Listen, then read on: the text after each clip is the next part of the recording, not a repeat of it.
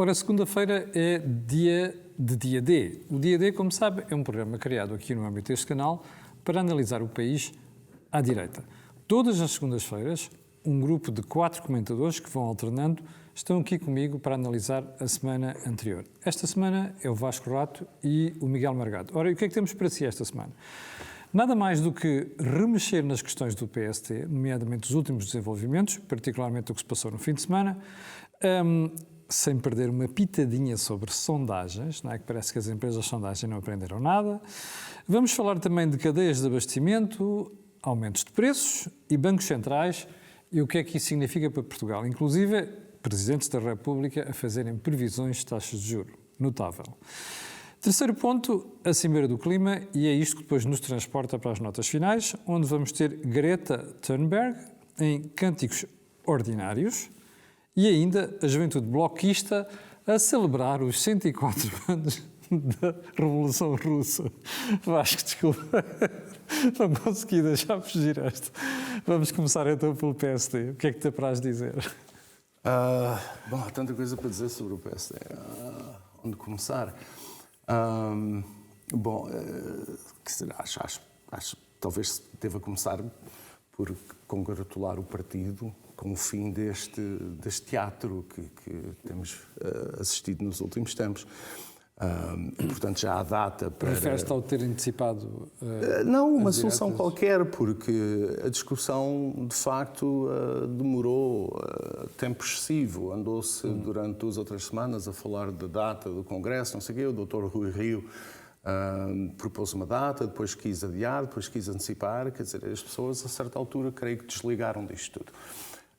E, portanto, o que agora é necessário fazer é que haja um debate sério sobre o futuro do país e deixar as cotas e estas questões todas.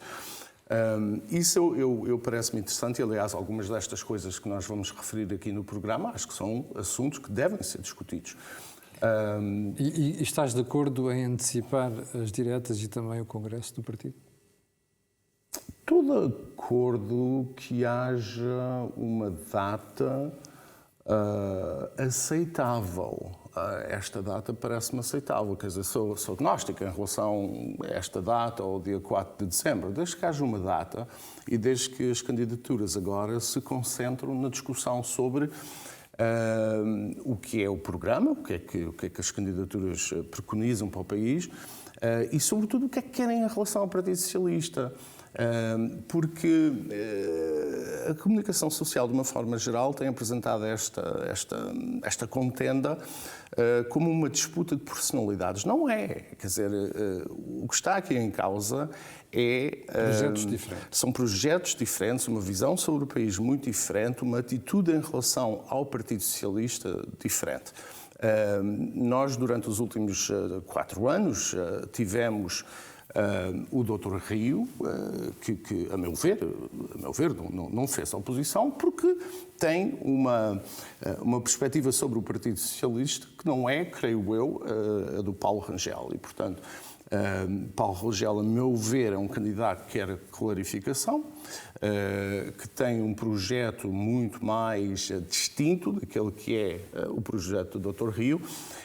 E isto também, quer dizer, de um certo ponto de vista, isto não é novidade. Estas duas, digamos, tendências, estas duas maneiras de ver o PSD existem desde os anos 70, as opções individuáveis, etc. Portanto, isto vem na sequência de uma divisão que é natural dentro do partido, mas que precisa ser clarificada atendendo aos desafios que o país confronta neste momento. Deixa-me aqui, Miguel, esta antecipação das eleições no PST e também do Congresso é positiva para o partido e também para o país?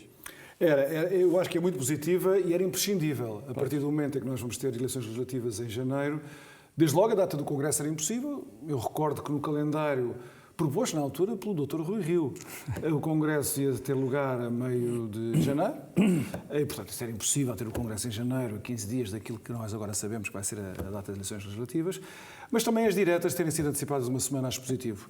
Eu acho que o Vasco disse quase tudo, porque o que é importante agora é ver esta clarificação. Primeiro, a marcação das datas ajuda a clarificar e quanto mais cedo ficar escolhido o novo líder do PSD Mais agora cedo se se discute o legitimar, país. mais cedo se discute o país. Eu acho que o Paulo Rangel tem feito esse esforço para ir estando acima da mera disputa de datas e de nomes e de tal suposto rufa entre personalidades, mas o interesse jornalístico neste momento ainda passa muito por estar a par da última trica no PSD. Este último Conselho Nacional foi muito importante porque ajudou essa clarificação. A derrota de Rui Rio no Conselho Nacional foi muito profunda. No fundo, a derrota foi maior ainda do que já tinha sido no Conselho Nacional anterior. E a segunda? É a segunda, completamente fora do normal. E se é verdade que as eleições diretas no PSD, cada militante com cotas pagas tem direito de voto, e, portanto, não são aqueles conselheiros nacionais... Eu já vou esse... Os conselheiros nacionais não decidem quem é o líder, evidentemente. Portanto, ali só temos uma amostra mais ou menos representativa do universo dos militantes do PSD, isso é tudo verdade. Mas quando Luís Montenegro perdeu na disputa com o Rui Rio o Conselho Nacional em janeiro, isso foi uma amostra evidente que depois também no voto dos militantes ele também não iria ganhar. Portanto, há aqui uma relação próxima, vamos ver se se mantém agora no 27 de novembro. Para já, o que é importante é esta clarificação fazer-se e o Paulo Rangel e o Rui Rio também, a partir de agora, falarem sobre os seus programas e este posicionamento político de que o Vasco falou que é crucial aqui. Reparem, quando a Inglaterra, num campeonato da Europa já há uns 8 anos ou assim, perdeu com a Islândia, foi um grande escândalo. E no YouTube pode-se ouvir um daqueles comentadores desportivos a comentar o jogo completamente irado, fora de si, contra o Greg Hodges, que era na altura o selecionador. E ele às tantas diz assim, nós nestes anos, sobre o Greg Hodges, nós ouvimos todas as desculpas, todos os pretextos, todas as justificações, e agora nós percebemos que ele nunca vai mudar. Este é o ponto do Rui Rio relativamente ao PS. Nós vamos ouvir agora, ele vai ser muito mau com o PS, mas depois daqui, se ele ficasse presidente, já sabíamos que ele ia voltar ao mesmo. Porque, apesar de tudo, ele já abriu a porta para haver acordos com o Partido Socialista. Ele perdeu completamente uma porta de saída para o discurso estafadíssimo destes últimos 4 anos, que são reformas estruturais que ele se recusa sempre a especificar, Rui Rio, mas que diz que não são viáveis sem o Partido Socialista. Portanto, ele pôs-se nessa camisa de 7 varas, é o projeto que ele vai levar a votos, a 27 de novembro, e é bom que desta vez haja um outro projeto político muito diferente que faz a tal clarificação que o Vasco está a falar relativamente ao Partido Socialista. Este episódio do quem vota é só quem tem as cotas em dia ou então quem tem as cotas atrasadas até 2 anos não é uma proposta que inviabiliza o banho de ética que foi feito em 2018? Enfim, nesta fase nós também assistimos a estas jogadas todas desesperadas. O Vasco já referiu que Rui Rio primeiro propôs o 4 de dezembro, depois queria adiar sine dia, como Francisco Rodrigues Santos fez. Foi uma grande vitória do partido não ter cometido o erro do CDS, mas não foi graças a Rui Rio nem aos seus mais próximos. E depois quis antecipar, até que para 20 de novembro, que era incompatível com os próprios prazos estatutários do partido, mas enfim, era uma jogada de confundir, no fundo era confundir os militantes, confundir os conselheiros nacionais, e depois chegou a esse ponto. Quer dizer, Rui Rio, que já como secretário-geral de Marcelo Rebelo de Sousa, no final dos anos 90, fez, na altura, uma limpeza, chamou ele, da militância, da qual provavelmente o PSD nunca mais recuperou. Nunca mais recuperou. Isso deve-se a ele. E Marcelo Rebelo de Sousa, que era presidente do PSD, percebeu isso tarde demais.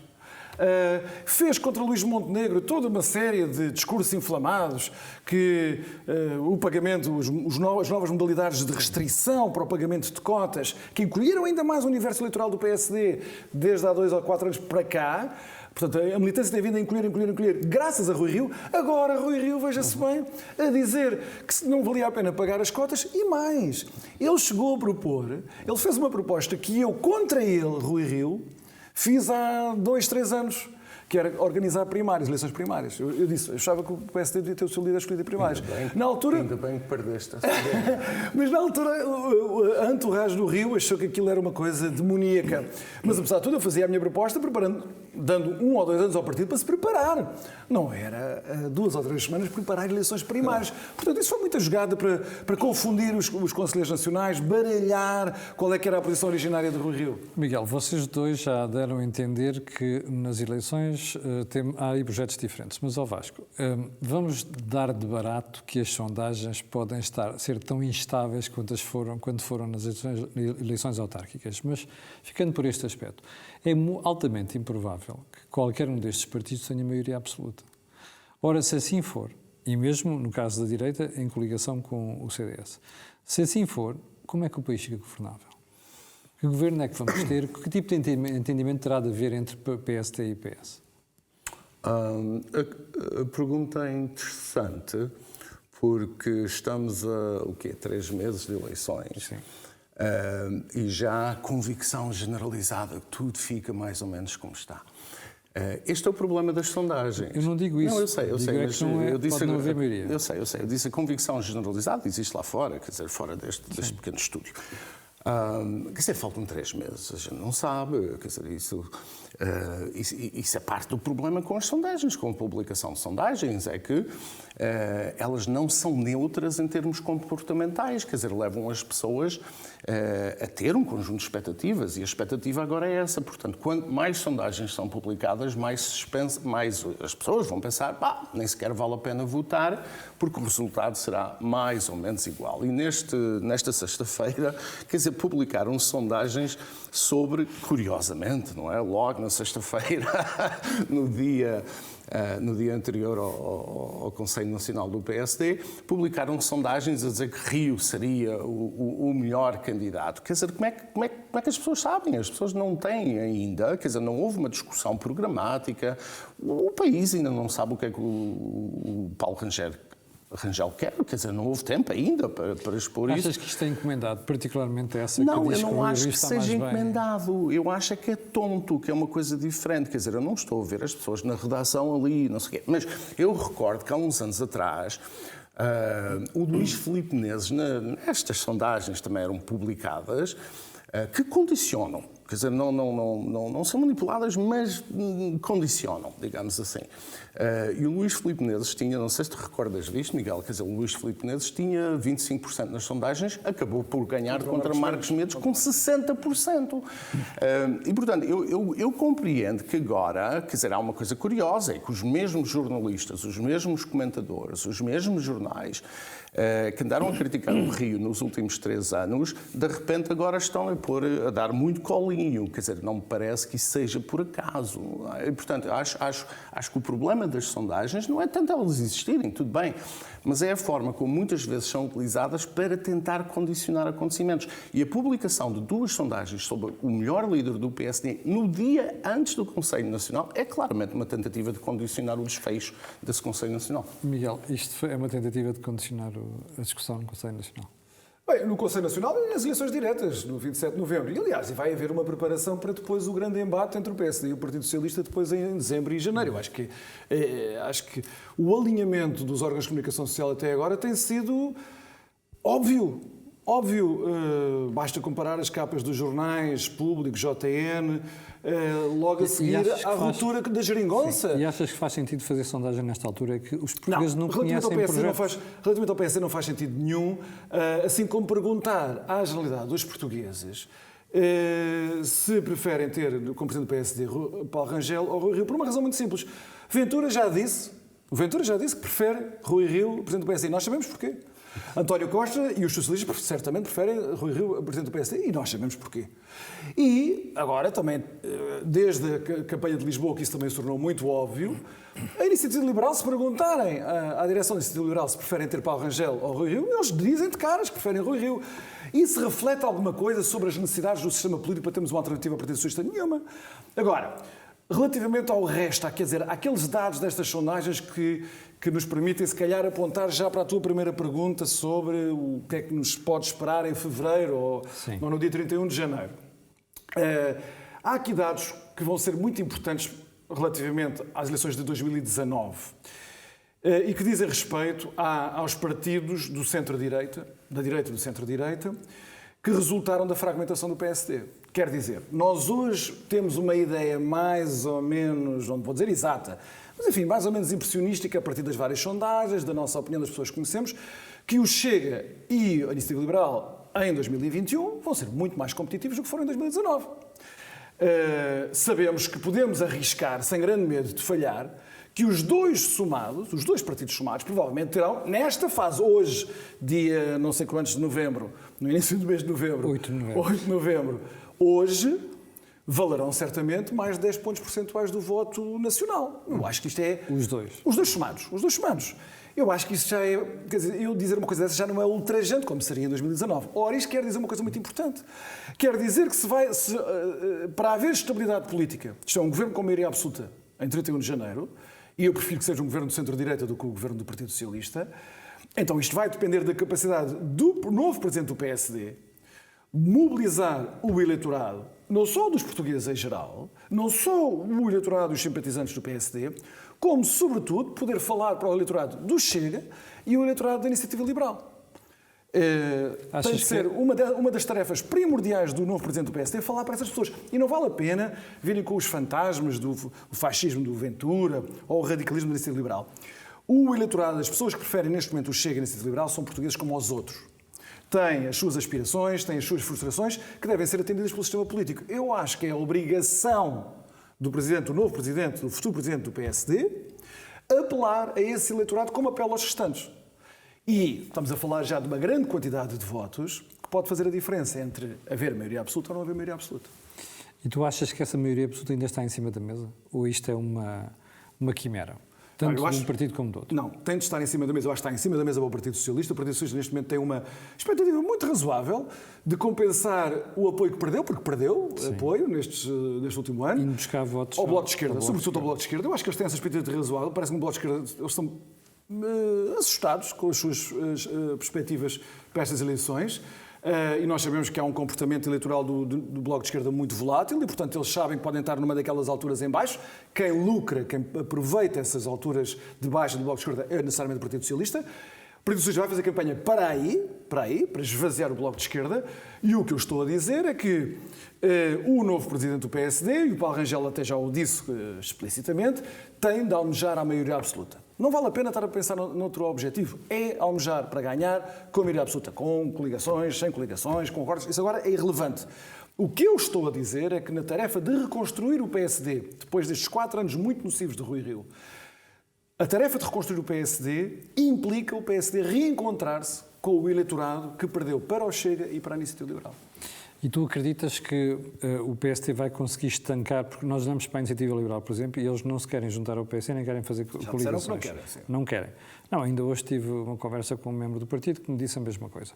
E, portanto, tu não achas que isto pode prejudicar as hipóteses da direita a ser maioritária nas próximas eleições? Até por causa do método que nós temos. Pronto, no sistema eleitoral nós ficamos sempre prejudicados com a ausência dessas coligações. Agora, o que eu estou a dizer é que, passando por cima desse obstáculo político, das escolhas políticas das direções partidárias, da mesma maneira o PSD também recusa fazer coligações com o Chega, a meu ver, bem. A partir daí, é o que eu estou a dizer, a estratégia do PSD como principal partido, não só do centro-direita, mas o único que constitui uma alternativa ao Partido Socialista na governação, tem de ser formar a partir da base que ele próprio constitui uma grande maioria, ficar ali próxima da maioria absoluta e depois conquistar a maioria absoluta com acordos parlamentares. Acho que nesta fase o que eu estou a dizer não é grande mistério nem inventar a roda. Só que o que eu estou a dizer é que não há possibilidade de nós duradouramente termos em Portugal uma governação não socialista sem o PSD. Esqueçam isso não existe. E demonstrou-se nestes anos mesmo de grande fraqueza do PSD que isso não existe. Ora, sendo assim, o PSD tem de estar muito mais forte do que tem estado até agora. E isso, a meu ver, só é possível se o PSD, no conjunto da sua estratégia, saber falar para o eleitorado que foi para o Chega, saber falar para o eleitorado que foi para a Iniciativa Liberal. Ou seja, fazer tudo aquilo que o Rio não fez. Tudo aquilo que o Rio não fez. O Rio foi responsável por essa fragmentação. Sobre isso também não há dúvida nenhuma. Tem de se fazer o caminho inverso do que foi a presença de Rui Rio. É evidente. Vasco, vamos imaginar que PS e PSD estão muito próximos em termos de votos. No dia 31, ou não 30 de janeiro. Qual dos partidos é que deve liderar o governo? O que tiver mais votos. Ótimo. A questão agora é, imagina que o PSD tem mais votos. Sério, não é por acaso que eu digo isto. Por causa de 2015. Claro, que havia uma tradição em Portugal que era o partido que tem mais votos lidera o governo. Não é esta coisa de geringonça e ganhar na secretaria aquilo que não se ganha nas urnas. Porque é certo que o Partido Socialista ganhou as últimas eleições, de 2019, mas houve um grande déficit de legitimidade entre 15 e 19, quando António Costa era Primeiro-Ministro, justamente por causa disso. Portanto, esse parece-me ser o desejável. Sim, mas eu queria ir mais além. Imagina que não há mesmo maioria e, portanto, o PSD ou o PS têm de governar em minoria. Tu achas que isto chega a 2023, sequer? Eu acho, por isso é que eu disse desejável, portanto, isso é desejável. Se a configuração parlamentar for sensivelmente a mesma que é hoje, ou ligeiramente diferente, com o reforço da direita, do centro-direita, acho que deve haver um esforço. E esse esforço vai se traduzir em bloco central ou um acordo pontuais? Não. Um esforço de criar um governo ou de direita ou de esquerda. Quer dizer, a última coisa que se deve fazer, mas nunca se deve fazer um bloco central. O bloco central, todos nós sabemos que o bloco central essencialmente tem um efeito, não é? Que é fazer crescer os extremos, portanto, a extrema esquerda com a extrema direita. Portanto, isso não me parece desejável. O que me parece desejável é que haja uma clarificação em que o PSD e o PS possam liderar os respectivos blocos e construir governos com alternativas claras para o país, porque quer dizer, isto não é só um problema dos partidos políticos, é que os últimos anos mostraram que há um mar de diferenças, que não foram explicitados muitas vezes pelo Rui Rio, mas há um mar de diferença entre a direita e a esquerda. Quer dizer, nós essencialmente queremos uma coisa diferente para o país. A esquerda, e sobretudo se Pedro Nuno Santos vier a liderar o partido, torna muito claro que a visão que tem para o país é estatizante, é de abafar a sociedade civil, de criar dificuldades para as empresas. Bom, não está propriamente preocupada com o elevador social, as oportunidades. A direita quer o oposto e parece-me que é isso que tem de ser focado e qualquer solução do governo tem de assentar nisso. Dito isso, poderá eventualmente haver entre o PS e o PSD um acordo quanto a um conjunto básico de medidas. Não, um acordo não é sobre a governabilidade e a estabilidade, porque a estabilidade por estabilidade não vale nada. É sobre reformas concretas que são necessárias. Agora, com o António Costa à frente do Partido Socialista, isso não é possível, como ele tem demonstrado nos últimos 6 anos, e aliás foi o grande erro do Rio, foi pensar que podia negociar reformas com alguém que não queria reformas. Deixa-me ouvir, Miguel. Miguel, é desejável termos bloco central ou deve ser um partido a governar e o outro, quando muito, com quem celebra um conjunto de medidas de regime? Eu acho que faz parte deste processo histórico de regeneração e reconstrução do centro-direita não fazer acordos com o Partido Socialista de espécie alguma.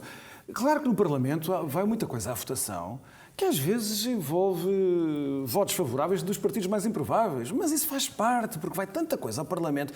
Eu estou a falar daquilo que é verdadeiramente fundamental. Acho que é mais importante este ponto que o Vasco falou, colocar ao povo português grandes alternativas. Se provisoriamente há uma alternativa que vence, a alternativa vencida não deve ser extinta, ela deve estar presente politicamente.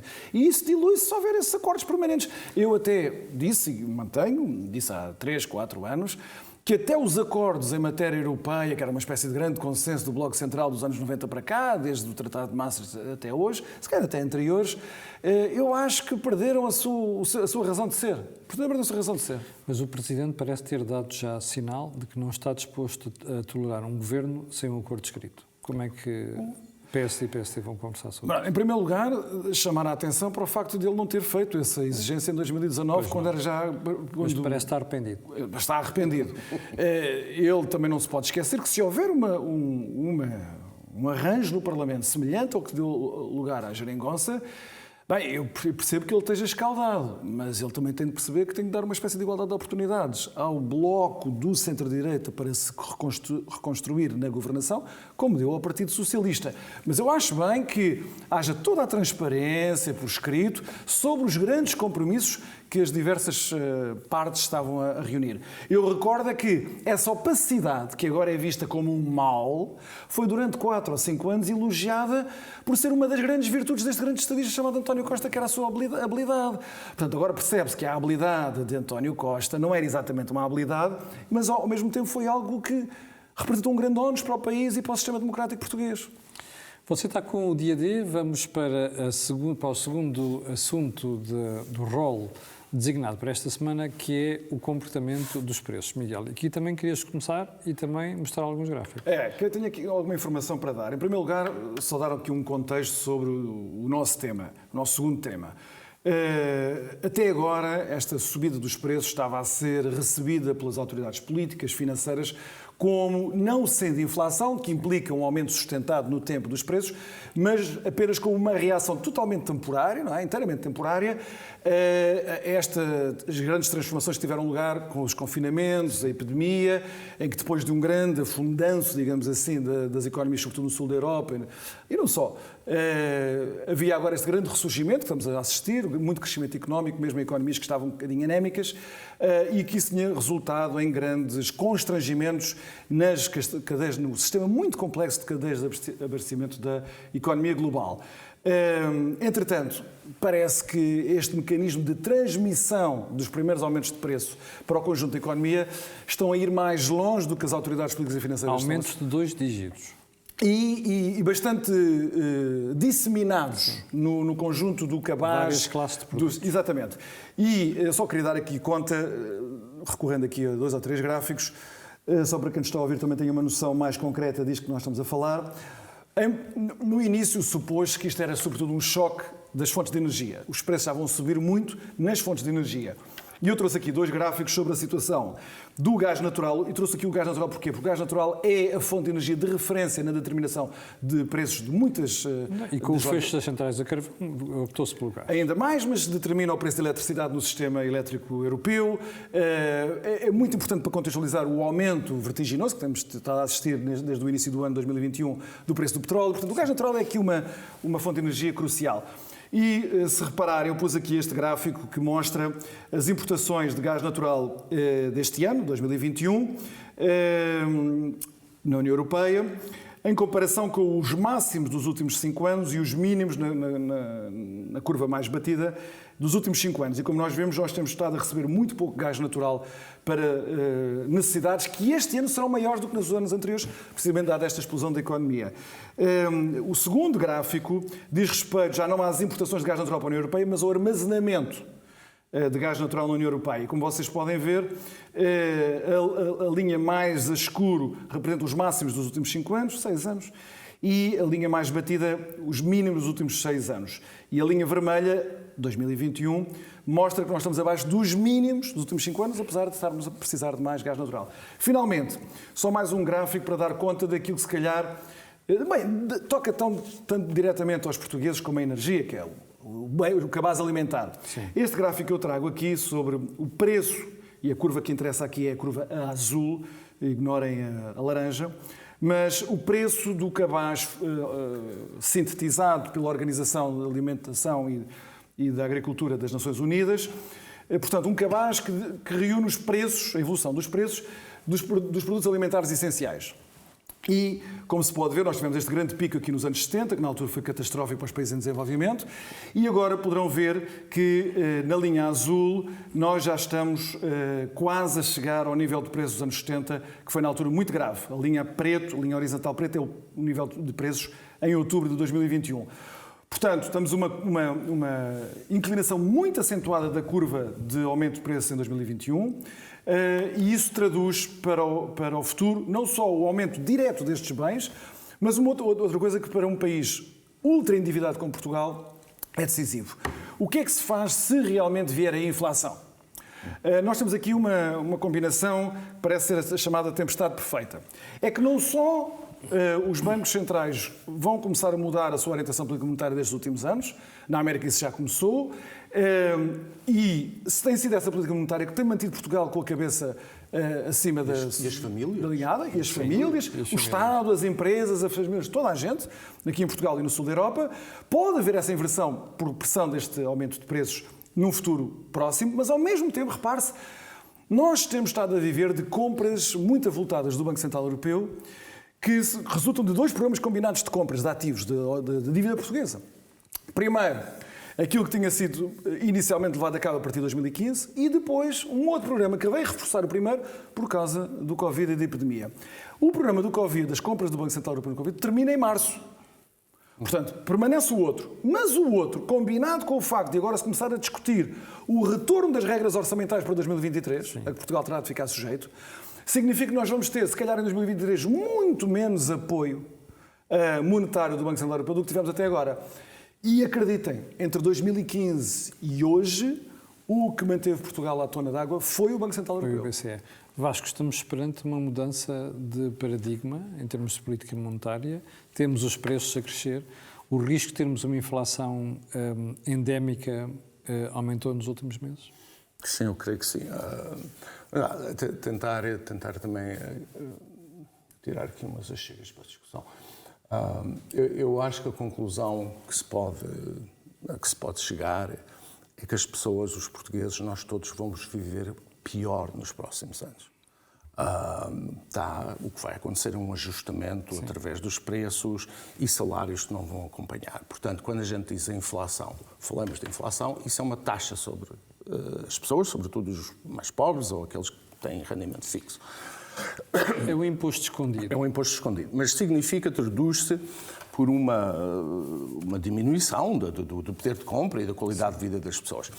Eu acho, nem sempre pensei isso, mas crescentemente começo a pensar que o António Costa olhou para isto tudo e decidiu fazer eleições agora. Quer dizer, que isto é uma das razões. Quer dizer, Costa olhou para os próximos 2 ou 3 anos e concluiu que agora era a melhor altura para fazer eleições, porque as coisas vão piorar consideravelmente. E alguns dos problemas, Miguel há pouco referiu os anos 70. Vamos lá ver, o problema dos anos 70 foi a inflação, mas foi a inflação conjugada com estagnação. Esse é o problema de Portugal, quer dizer, nós para além de termos o problema, ou vamos ter o problema da inflação, aliás, nós começamos a sentir isso, eu vou ao supermercado e já vejo isso. Mas nós, para além de termos o problema da inflação, vamos ter o problema da estagnação dos últimos 20 anos. E isso vai tornar a situação muito complexa e muito difícil para as famílias. A maioria das famílias hoje em Portugal tem alguma folga por causa dos juros relativamente acessíveis dos empréstimos. Para as pessoas terem uma ideia, nós pagamos hoje menos 3 mil milhões de euros só de serviço de IVA do que pagávamos. Não, mas eu referia-me ao orçamento das famílias, que nos últimos anos tiveram, digamos, um bónus, mas à medida que os juros vão subir, quer dizer, o salário encolhe, mas a pressão sobre vai Miguel, aumentar. Último ponto deste período normal do programa, a Cimeira do Clima. Porquê escolheste este tema? Bem, nós estamos agora a assistir em Glasgow ao encontro dos líderes governamentais, o COP26, para, no fundo, reforçar os objetivos que tinham sido delineados antes, para fazer face, enfim, aos compromissos de emissões de gases que provocam efeitos de estufa, para cumprir, enfim, determinados objetivos globais, não permitir que a temperatura do globo exceda os 1,5 de graus Celsius, e tem havido muita discussão se há ambição suficiente, se não há ambição suficiente, a ausência da China, o grande emissor de CO2 neste momento na economia global. Enfim, apesar de tudo, eu diria que há uma coisa que nós podemos dizer. Há uma grande transformação da consciência humana na relação entre aquilo que podemos chamar a civilização e a natureza externa. Eu acho que essa, para todos os efeitos, isso já está a acontecer. Sim. A nossa juventude foi educada já com uma grande pressão pedagógica dessa consciência ambiental. E isso está a traduzir-se já em transformações estruturais muito importantes na nossa sociedade e na nossa economia, independentemente agora da opinião que as pessoas possam ter lá em casa sobre a realidade do aquecimento global ou sobre as relações que existem entre as causas humanas do aquecimento global e as causas dos ciclos naturais do clima. Independentemente dessa controvérsia, se é que há controvérsia, enfim, não queria esgotar o nosso tempo nessa questão em particular, nessa questão científica em particular. O que eu queria dizer é que estas transformações implicam áreas cruciais como aquela que nós estamos a falar agora. Nos últimos 200 anos, na história do grande desenvolvimento económico da humanidade, que começou aqui na Europa e depois se alastrou já nos últimos 50, 60 anos ao conjunto do planeta, há uma área-chave na transformação económica que é a manipulação das fontes de energia. Isso começa no início do século XIX, depois estamos com a primeira Revolução Industrial e o carvão e o motor de combustão depois no final do século XIX e por aí adiante. Neste momento, é nisso que uma grande parte da humanidade está concentrada, na geração de novas fontes de energia, de armazenamento dessa energia, e isso tem ramificações sobre o conjunto do funcionamento da nossa sociedade e da economia. Só um ponto que eu queria chamar a atenção. É muito importante que toda a gente se prepare para estas transformações que estão a ter em curso, e inclusive do ponto de vista intelectual. E eu com isto calmo. Porque nós, neste momento, estamos a ficar cada vez mais reféns para pensarmos este problema de categorias que são importadas de franjas ultra-radicais que dominam a discussão sobre o clima nesta fase. Eu acho isso tremendamente nocivo. Mas estes movimentos são sempre manipulados por grupos minoritários. Não, mas é verdade. Mas o que eu estou a dizer é que o mainstream, neste momento, na questão do clima, importou as categorias, as formas de pensar. Sim. E até a moralização, que eu acho imensamente perniciosa, a moralização deste tema, dessas franjas radicais. Há basicamente duas grandes franjas radicais aqui que me assustam. A primeira é chamada Deep Ecology, que são aqueles tipos que dizem que, no fundo, a forma da vida humana tem tantos direitos como todas as formas de vida natural no planeta. Exato. E, portanto, defendem uma redução drástica da população mundial, dos quase 8 mil milhões de habitantes que temos agora, se calhar para menos de 1.000 milhões de habitantes. Uma catástrofe sem nome, mas que vai infectando a nossa consciência. E do outro lado, o chamado, agora vi essa designação a semana passada, achei piada, o leninismo ecológico, que é a tentativa de introduzir a revolução, transformando isto tudo num grande concentração, como a revolução comunista sempre foi. Agora já não através da tradicional luta de classe, da nacionalização e da apropriação dos meios de produção, mas através do clima. Este aproveitamento notou-se claramente nesta manif em Lisboa no fim de semana, Vasco. Eu vi panfletos marxistas-leninistas. Mas depois, curiosamente, os manifestantes deixaram o lixo todo empilhado assim, nas ruas. Mas também me faz lembrar, ontem vi uma reportagem com uma ativista do ambiente, mas estava a usar um telemóvel, um smartphone da Apple, que tem lítio, que não funciona sem eletricidade, uma série de coisas. Portanto, esta discussão, quer dizer, isto é um bocadinho aquilo que o Miguel estava a dizer. Vamos lá ver, nós estamos a moralizar aquilo que deve ser uma questão de política pública. Há um problema, como é que ele se resolve, quais são os custos da resolução. Claro. Porque não esconder esses custos. Não esconder os custos, como aliás se está a fazer neste momento com o imposto sobre a gasolina. Foi aquilo que se fez em relação aos cidadãos em geral. Exatamente. A Europa vendeu, os líderes europeus venderam a ideia que era possível fazer uma transição energética sem custos. Isso não é possível. Não é possível.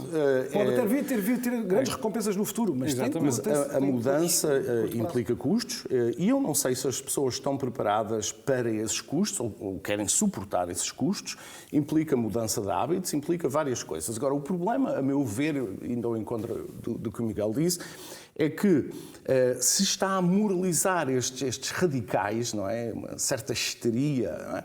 Eu vejo isto, aliás, por aquilo que é ensinado na escola. Quer dizer, na escola não é ensinado o problema e como é que se resolve o problema.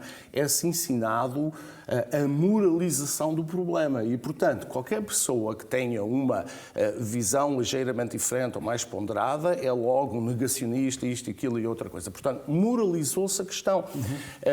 E por conseguinte, extremou-se as posições no Ocidente, porque o que está a acontecer, o problema das alterações climáticas é como qualquer outro problema de bens coletivos, não é? Todos nós estamos de acordo que é desejável.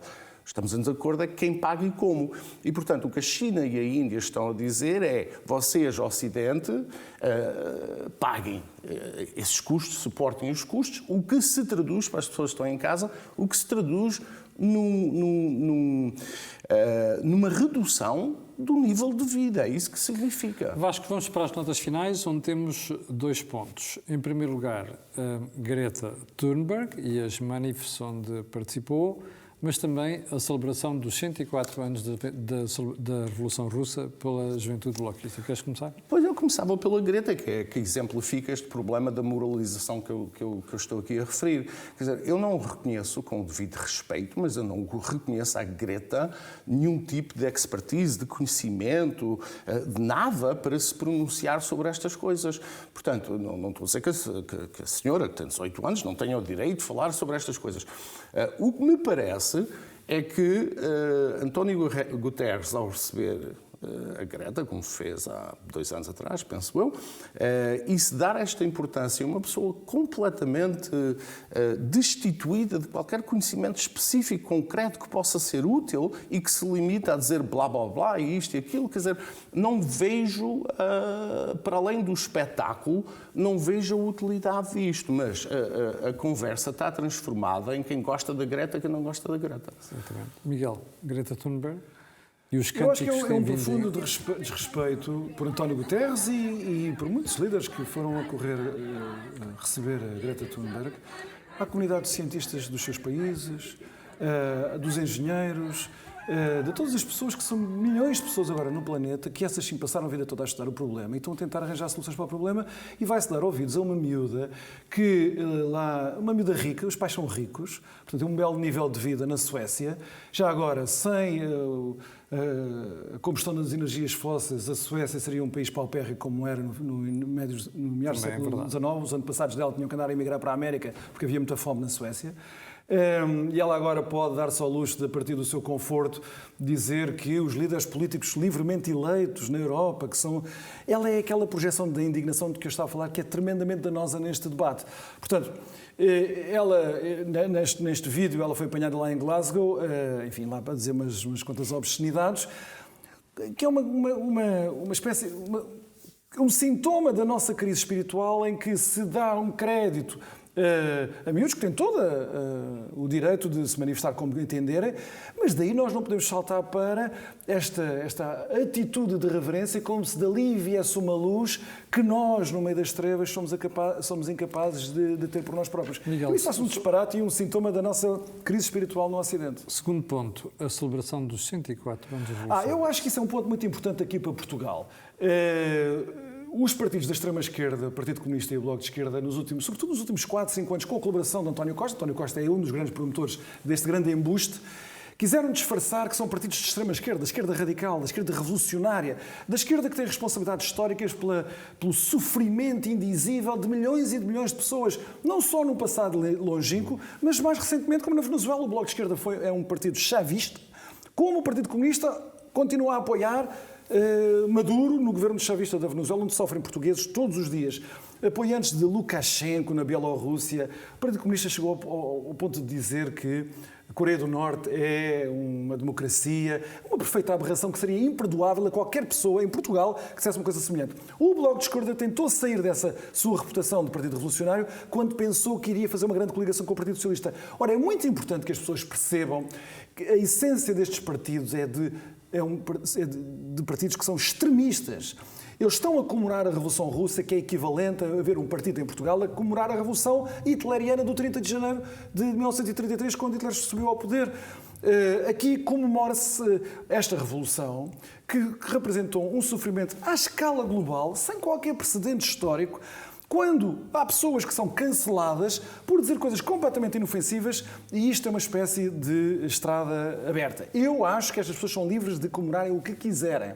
Elas também têm de assumir a responsabilidade pelas posições que assumem, sobretudo quando moralizam tanto as posições que outros seus adversários políticos assumem quando são perfeitamente inofensivos.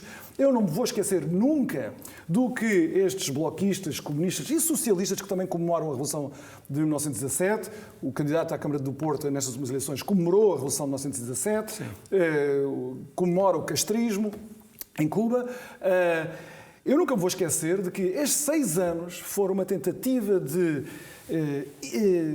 uma lavagem ao cérebro do povo português, de que o radicalismo era um monopólio de Pedro Passos Coelho e Paulo Portas num governo de salvação nacional, e que este absoluto extremismo em qualquer parte do mundo seria considerado extremismo político, era no fundo uma posição consensual da sociedade portuguesa. É muito importante que estas coisas venham à superfície para nós todos sabermos com o que é que lidamos.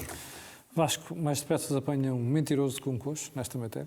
Neste caso, sim. Lá se vai a conversa sobre a social-democracia. Claro. Nos últimos anos tínhamos ouvido as pessoas do Bloco de Esquerda a dizer somos social-democratas. Bom, só se for menos chavicos, não sei, quer dizer, porque claramente o que isto vale, quer dizer, isto também não vale assim muito, mas expõe esta queda que o Bloco, e é preciso esquecer que o Bloco foi criado por leninistas, portanto, pessoas que comemoravam a Revolução Russa, trotskistas, mais ou menos comemoraram, pelo menos até ao Stalin e aquela coisa do México, e pessoas vindas do Partido Comunista. Portanto, eu acho perfeitamente coerente que haja esta comemoração, mas também achava bem que se percebesse exatamente o que é que foi a Revolução Russa, as execuções, a polícia secreta, a fome deliberada, a ditadura. E, portanto, se o Ventura comemorasse uma coisa destas, amanhã o Chega seria legalizado. Mas parece não haver problema com